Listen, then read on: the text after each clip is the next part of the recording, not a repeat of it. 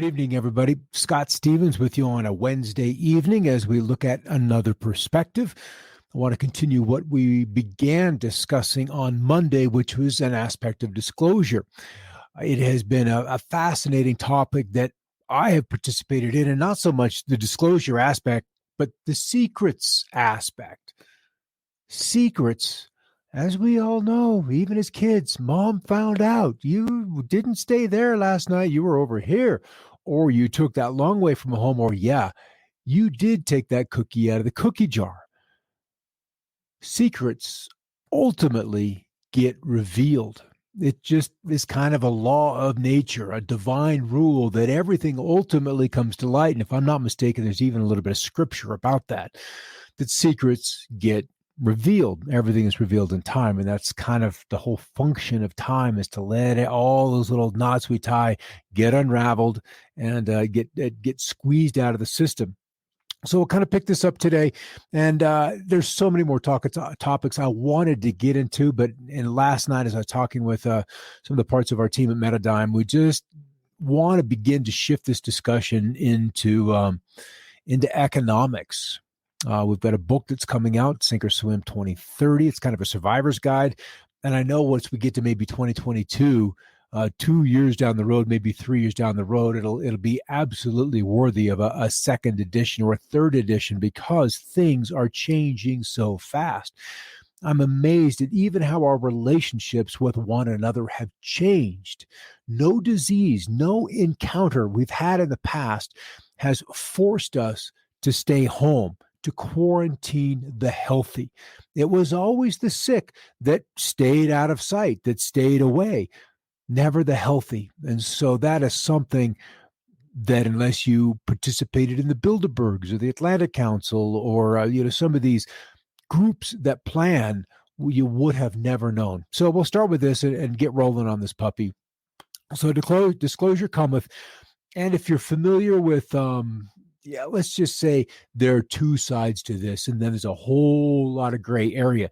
There's a side that actually would like to reveal the swamp and drain the swamp, and then there's the other side that wants to just burn it down. Doesn't matter whose it is, what color, we just want to burn it down. So we've got these two teams fighting for the middle ground that both want to reveal the other's dirty work. So as we begin to approach what ultimately, as Kennedy said, would be a revolution, we've got to be really careful about which side we pledge an allegiance to. So here's our connection, the Twitter, Facebook, Instagram. These are not hot links, obviously, because we got a video, at least for now. And I'll kind of change this from the Monday show. All my life, I've awaited a date, a time for the excitement of disclosure. It's like a kid, finally, Walt Disney World starting. Let's go. Let's get on with the movie.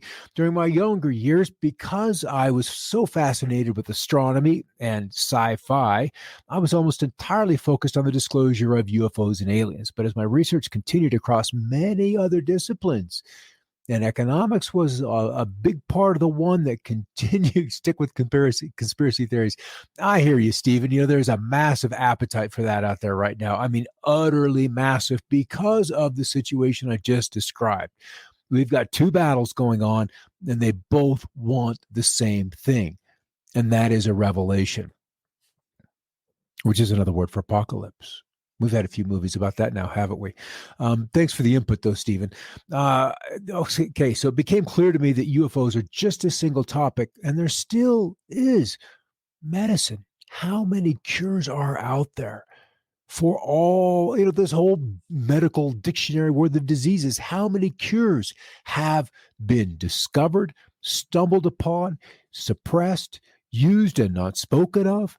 What else is on that agenda just with medicine alone? Law. We go to law, or have friends, or have, a lawyer that went to law school, but is that really how we need to behave with each other? Is the precedence of somebody else doing this inside of man-made law, is that really the best way to guide and sculpt how a civilization, how a people interact with each other, how businesses develop relationships with suppliers, with workers, with their customers?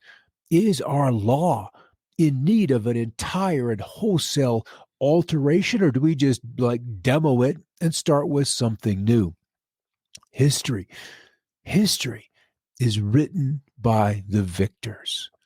And so history gets a slant. And that is a big part of me that would really like to see both sides of the story. Another aspect of reveal archaeology. Archaeology. What do you do with footprints, human footprints? It looks like a human footprint that's 6 foot long. How can you truly explain the pyramids? There are so many examples. A book, Hidden Archaeology, I probably read 15 plus years ago.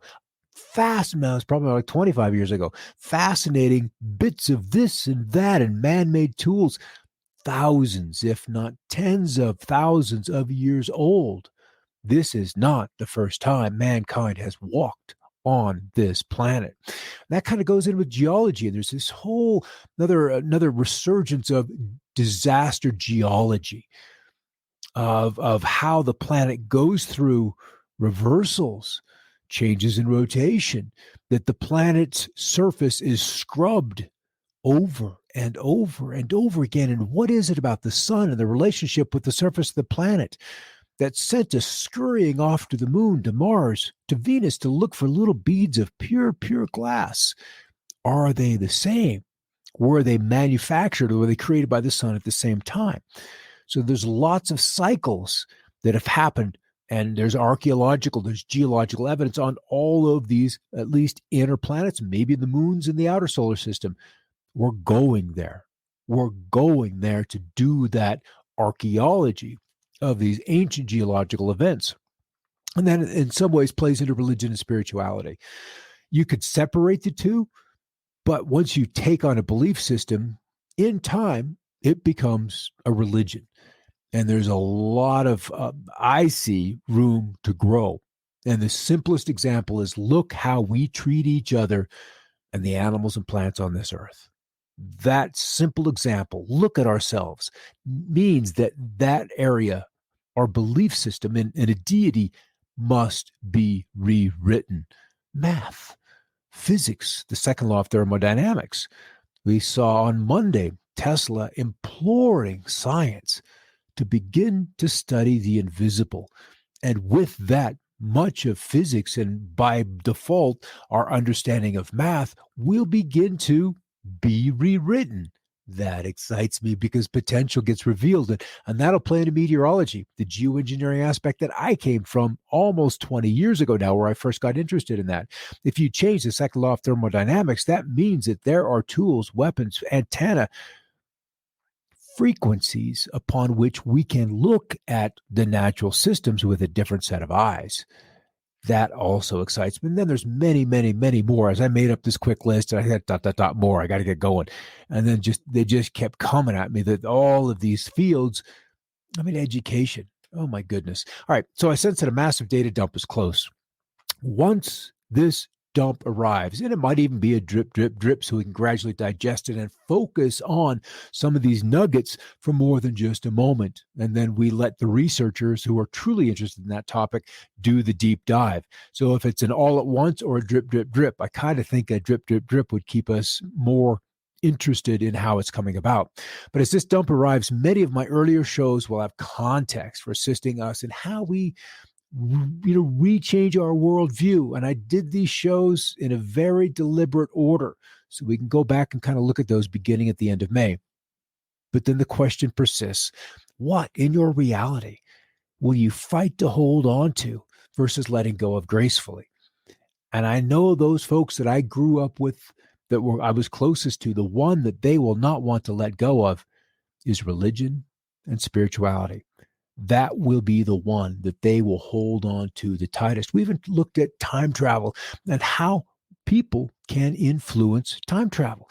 So this Symptoms cartoon aired 15 years ago in 2002. The actual photo was taken just last month of this being almost 3 years ago now. So somebody explain this to me. How is that possible? And one of the data dumps, one of the drips of information we've given, and I talked to you about it in the time traveling show, is Project Looking Glass. How can an artist of a cartoon render a future event with such precision. Well, it wasn't future when that person from The Simpsons, the writer, artist, probably the creators, saw it. And I know that disclosure will reveal so many tools in their arsenal of magic. This other one, what the Chinese are doing to these Spratly Islands, there's a disclosure that has just now begun that will reveal why they were given permission, and it is a permission thing, to do this to those islands. That is something I want you to watch the news for in the coming week or two. So we find ourselves at a place where we're running this business, we're running these countries, these nations, and it isn't just the United States. The United States is very tied into the British Empire, the city of London, the city of Rome, the Five Eyes for intelligence.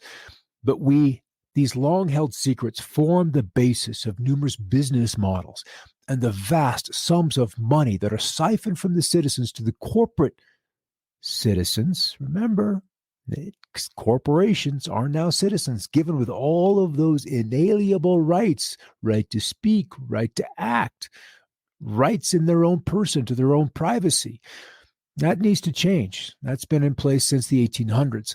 So this money is siphoned from the citizens to the corporate citizens, with the government and church getting their take along the way. And if it's legal, it has become a part of the game. It is only that which is illegal that would disrupt the flow of money. The last thing you want to do with the cabal is disrupt the money. And so we've come to a place where plunder has become a way of life for a group of men living together in a society. They create for themselves in the course of time a legal system that authorizes it, and then a moral code that glorifies it. And that's why we have the media right now, is to affect that worship of the dollar. So we kind of can all see this. We've recognized this. We've all been in this game long enough, right? We can see that the game isn't fair. And so there's a lot of this wokeness calling out the system. Who's funding the wokeness, or is it just this mob mentality? But what is it that we're calling out? And as I was going through grade school and high school, World War II was only 30 years in the history. It wasn't that far. That wasn't that long ago. But fascism was what Italy was, and Germany. But while the Soviet Union, and it was a Soviet Union at that time, was communist, it was a different economic system, but they, for some reason, seemed to get along just fine. Whereas the rest of Western Europe and then most of North America was capitalist or a free society. So fascism, a political system where the state comes before the individual, which is headed by dictator, bureaucracy, or a republic, which is distinguished by career leaders. And America has its own. We have our own. There's about 5,000 people, maybe not even that. It's a senior administrative services. Look at it. When did it begin? And what is their job? If we're to see a change in an administration, the senior executive service stays, but then the political appointees and the people they bring in to run the Department of Energy, they come on in, run the DOE, but the senior executive service remains intact. They are the continuity inside a changeable democracy, if you will, or even a republic. So we could have this change on the outside, but on the inside, steady as she goes. So what we're looking at is change is needed. We agree with that, but we really must be very careful during civil unrest when emotions get hot as to which side one pledges one's allegiance. Because to condemn the anti-fascists that were rolling through the streets in Germany meant you would be locked up and could imperil your life. But then to condone them to be on their side during that event left you being on the wrong side of history once their reign of terror had finally ended.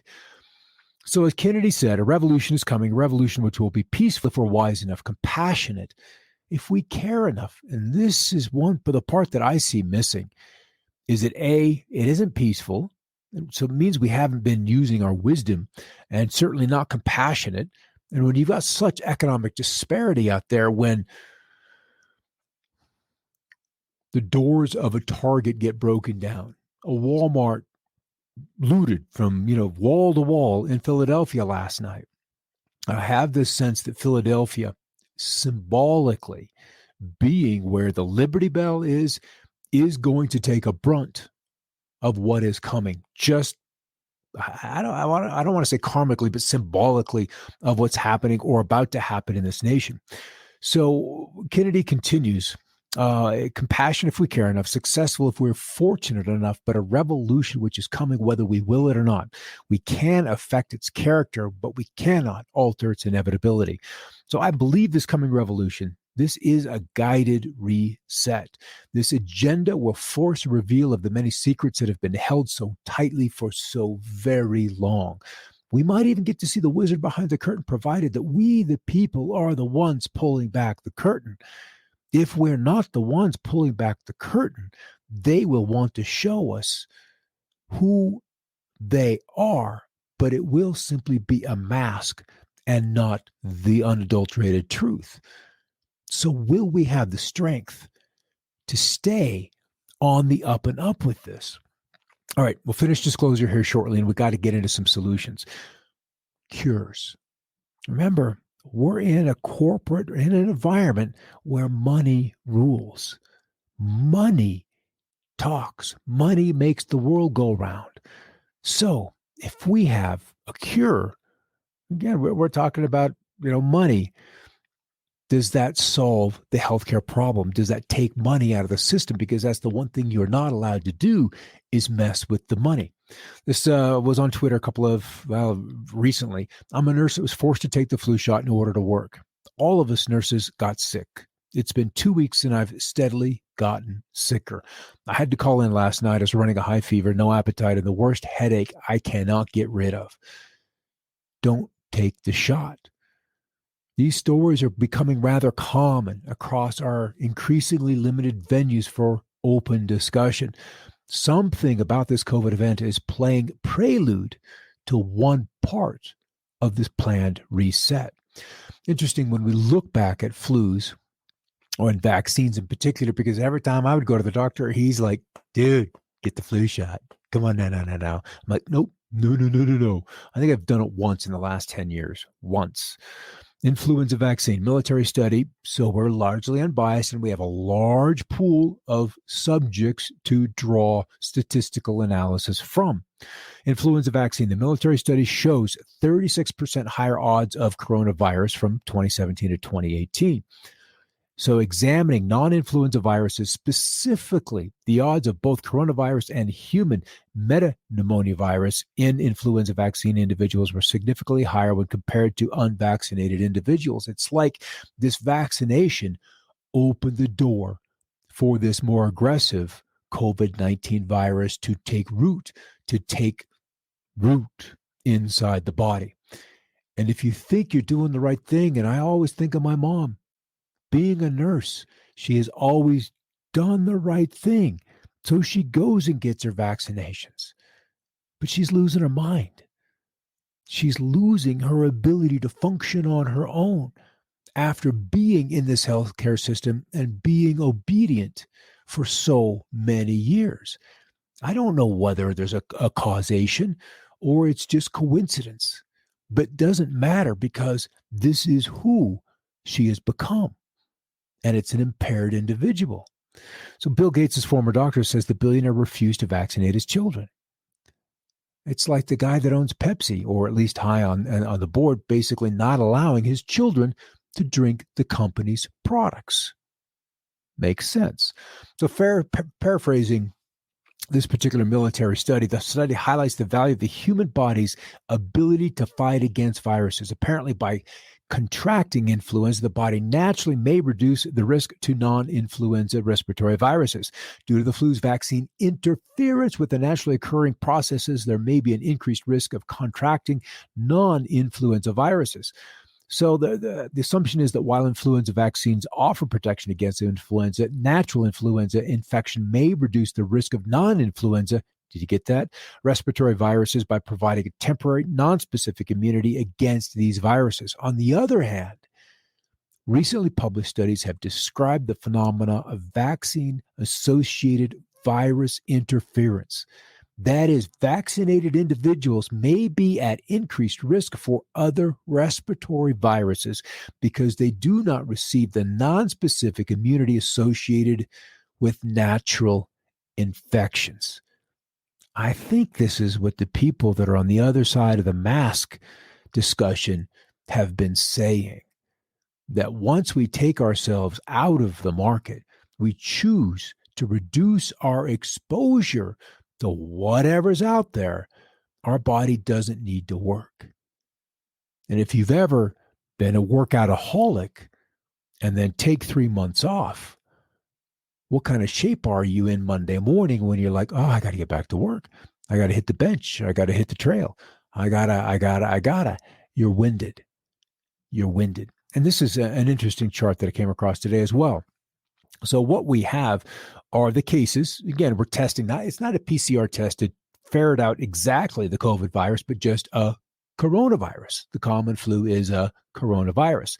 So we're testing people that would have the regular flu and labeling it coronavirus. There's also a reshuffling of the statistics of people who have died from coronavirus stateside, and that number is about 220,000. When they took out the died with coronavirus or from coronavirus, there was about a third of the number left. So something to think about. So what we have seen is an increase in cases, and that makes the news. It's politically expedient to talk about coronavirus and COVID-19, so that's what the news is focusing on. Whereas the deaths, yes, we had the big peak, and in some ways I want to look at this and say, the virus killed the elderly.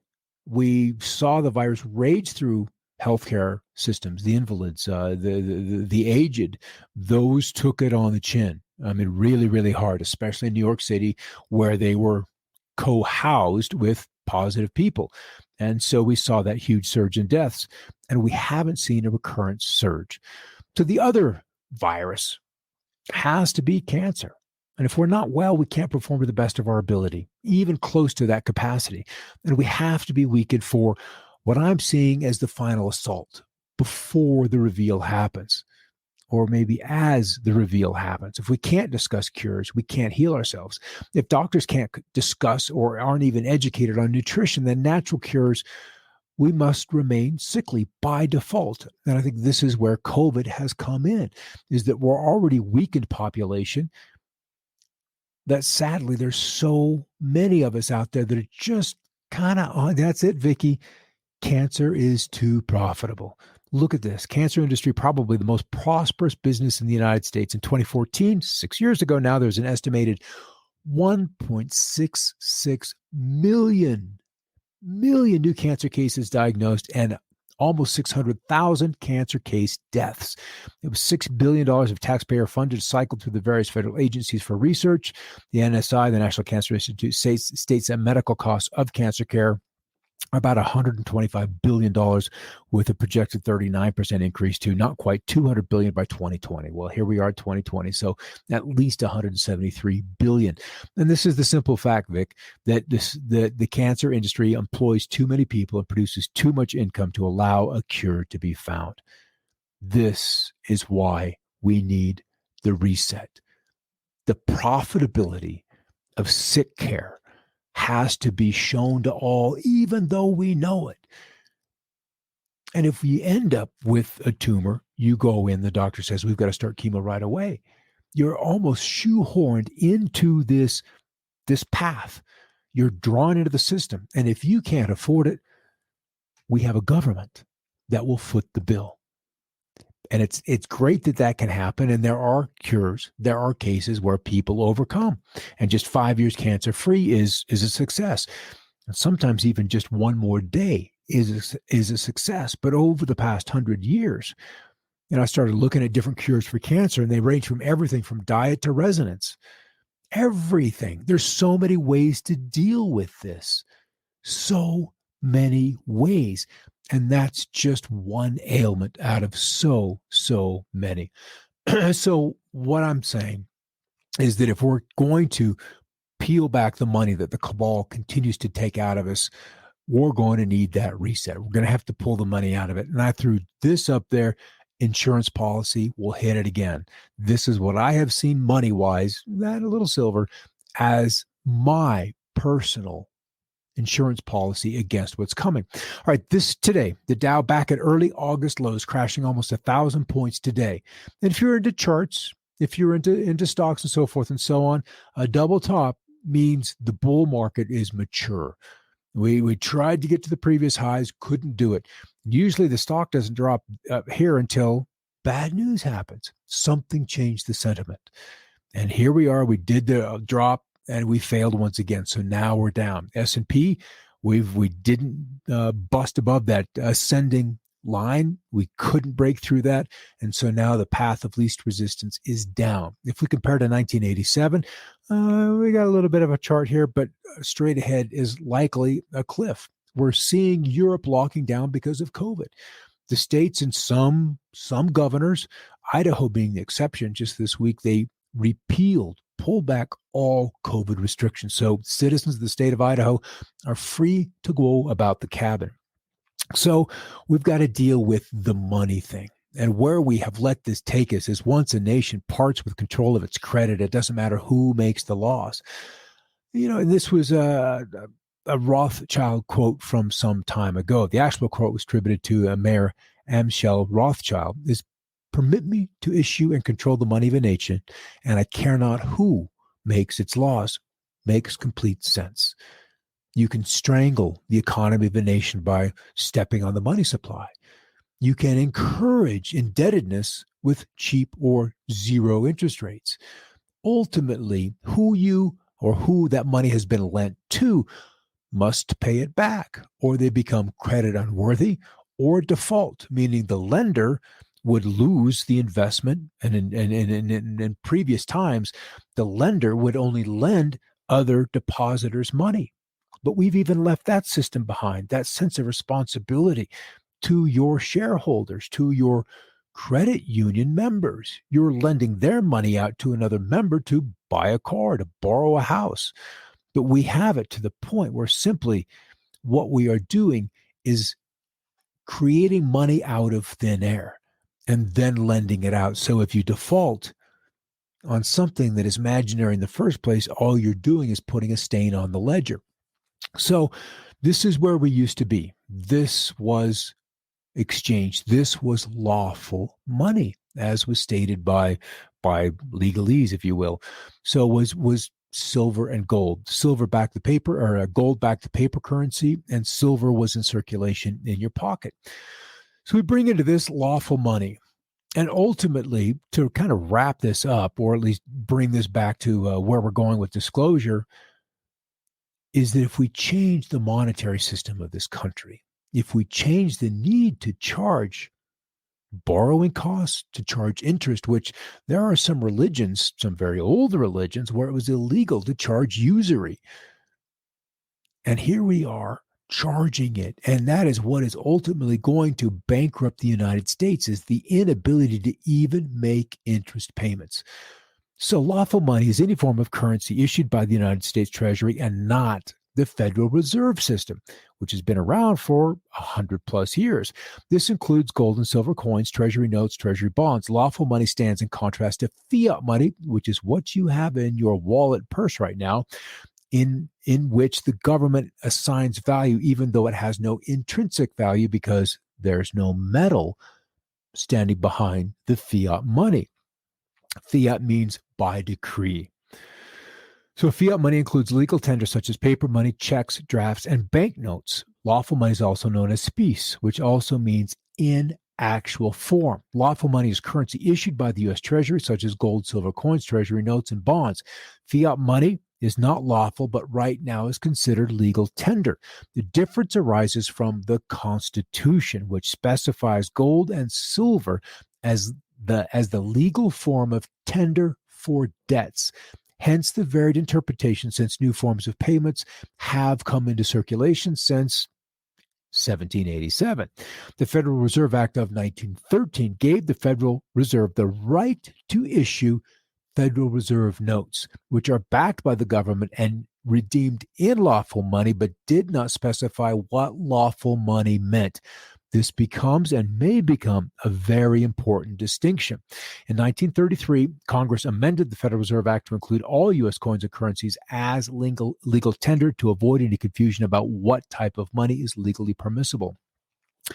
So, oddly enough, the dollar bills, this is from Investopia, the dollar bills we carry around in our wallets are not considered lawful money. The notation at the bottom of the dollar bill reads, legal tender for all debts, public and private, is issued by the Federal Reserve, but not the Treasury. Remember, the Treasury is the one that is constitutional. The Federal Reserve had to get an amendment to be allowed to operate inside the borders of the United States. Legal tender can be exchanged for an equivalent amount of lawful money. This gets important, but macro effects such as inflation can change the value of fiat money. Lawful money is said to be the most direct form of ownership, but for purposes of practicality, it has little use in direct transactions between parties. I'm going to add the word yet. History of lawful money. So when the Federal Reserve Act of 13 was established the Federal Reserve System, it authorizes it to use these FRNs, these Federal Reserve notes, and it states that these FRNs shall be obligations of the United States and shall be receivable by all national and member banks and Federal Reserve banks for all taxes, customs, and other public dues. They shall be redeemed in lawful money on demand at the Treasury Department of the United States, in the city of Washington, District of Columbia, or at any Federal Reserve Bank. However, the act did not specifically define what the lawful money meant, and since some currencies that can be used by national banking associations as lawful money reserves were not considered legal tender.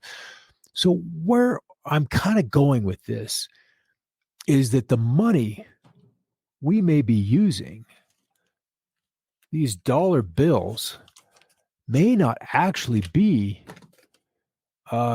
lawful money. They're legal tender. But are they lawful money? And so there's some confusion that stands around this issue, because we're going back to the Constitution once again, that no state shall make anything but gold and silver coin a tender in payment of debts. The founding fathers wanted to make sure that the work you did, you received something with intrinsic value as payment.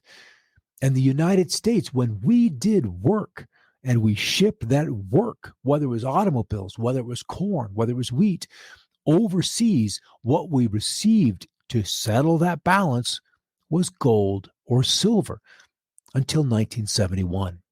And then Nixon closed that receivables because we had nations, France in particular, that wanted payment in gold. And we were like, no. You can have these, but you can't have our gold. So we're to this point where I'm curious how this reset, this monetary reset that is inevitable simply because when we borrow money, there is an interest due.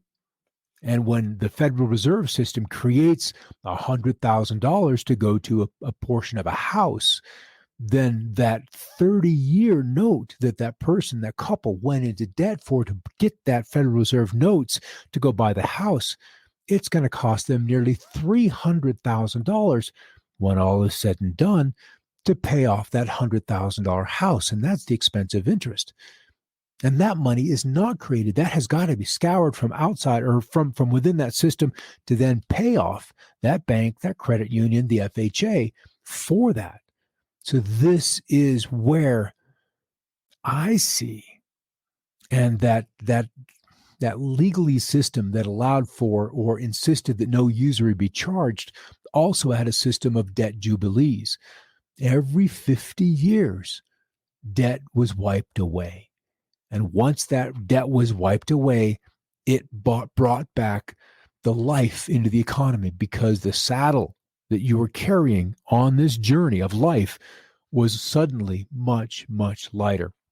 So lawful money, it is probably worth looking into as we move into this reset. But to completely avoid that discussion, Bitcoin, Litecoin, Ethereum, This is the symbol for Ripple here. Bitcoin is an independent monetary, an independent exchange system, free of all governments. And in the last 6 months, there has been, I don't want to say a rush, but let's just say there has been a series and a growing number of companies that have cash on their ledger sheet. And they realize that if we were to go through a banking crisis, that a portion of that available cash in the checking account, in the savings account, simply in the banking system would be at risk for confiscation. We call it a haircut. It happened in Cyprus in 2013. Those depositors with over a certain balance woke up, they went to the ATM, checked their balance, and a percentage was simply gone. And so these companies are investing hundreds of millions of dollars in these digital currency assets. And I sense and have experienced the potential for generational growth to be accumulated prior to this reset. Now, the only reason we need a reset, well, the system's a little old. It was a little corrupt to begin with. And this is what has people disunited right now, a little angry with each other that there is not equal opportunity, whether it's by color, whether it's by economic position beginning, but nevertheless, you would think that regardless of who we are, we should at least be able to approach the system with an equal opportunity. Certainly the outcomes will never be the same because we are different people, we're individuals, and that individuality needs to be celebrated, not something to be suppressed, not something to be ashamed of who you are. So we can't unite a people that simply will not support each other. And if we're to go through a revolution, that means there's two sides. That means there's anger. That means that there will likely be bloodshed, and in some ways there already has been. It's just been pretty minor, but we haven't solved the issues yet. So the cure for evil and disorder is more liberty and not suppression. That probably won't happen until we've learned our lesson. That's ultimately what is coming. Holy cow. Good to see you guys over there, Charles. If you're still around, I see your comment, your video description here. You've used the word we twice. We should be will. Probably so. I was banging that out just a few minutes before we started the show. Vicky and Cryptos, I'm with you, girl. That I was so excited when I first read about Bitcoin in 2011. So excited about that opportunity. I had gone down the road of gold and silver, and it just didn't serve me in the way I thought it would through the last financial crisis. It just didn't. And so I made it a rule that in the future, my investments would only be in something that didn't have the hands of government all over it, that they can't create thousands and thousands of paper gold contracts to suppress the price of something upon which the original modern monetary system was based. And then they've taken that from us, and all of a sudden in the price of gold, $1 in 1913 is now worth about 0.8 of a cent. So that is the ultimate definition of inflation. All right, so yeah, Steve, I love the conspiracy stories. I really, really do. We will not completely let go of those, but there's going to be a way we weave these things back into finance and how we can recognize what's coming down the road. The next month, I really thought October would have been a little more nerve-wracking than it was, but it ended up to be pretty reasonable, pretty calm. Most of the chaos was kept inside the evening news and on social media, and for me, that is just fine. Let's let the discourse happen there, the discord happen in those locations, so we can keep the power on. All right, guys, have a great night. And yes, celebrate individuality, because we're having a common experience, but all with our different points of view, all with our different gifts and abilities. And it is when we can help one another, we can support one another, that all of this shit, frankly, will have been worth it.